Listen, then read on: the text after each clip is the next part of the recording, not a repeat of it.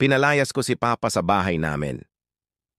For context, noong 2013, iniwan kami ng tatay ko matapos siyang makarating sa Canada para magtrabaho. Isinanla ng nanay ko ang bukid namin para may panggastos si Papa sa pagpunta sa Canada, pero isang taon lang pagkatapos makarating doon at maayos na ang buhay niya, hindi na namin siya makontak.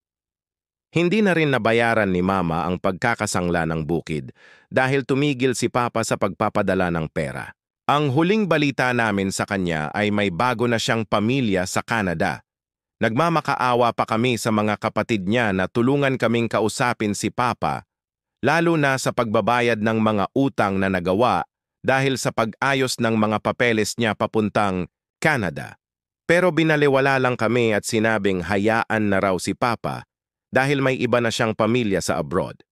Isipin mo yung hirap na pinagdaanan namin, lalo na ang nanay ko.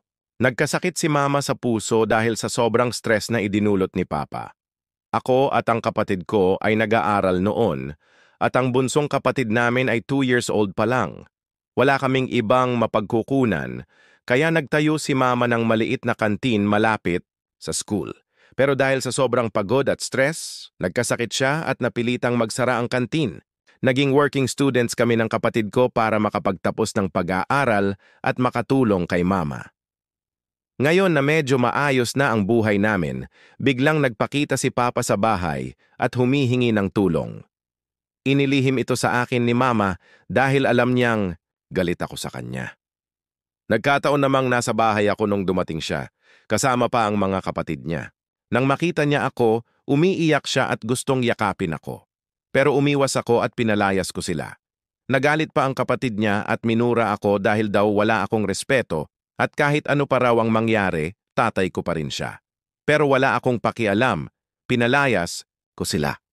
Nalaman ko na hiniwalayan na siya ng kinakasama niya sa Canada dahil nawalan siya ng trabaho at nagkasakit.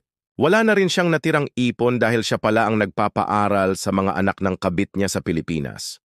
Imagine pinag-aral niya ang mga anak ng kabit niya samantalang kami, mga tunay niyang anak, hinayaan niyang magtrabaho habang nag-aaral.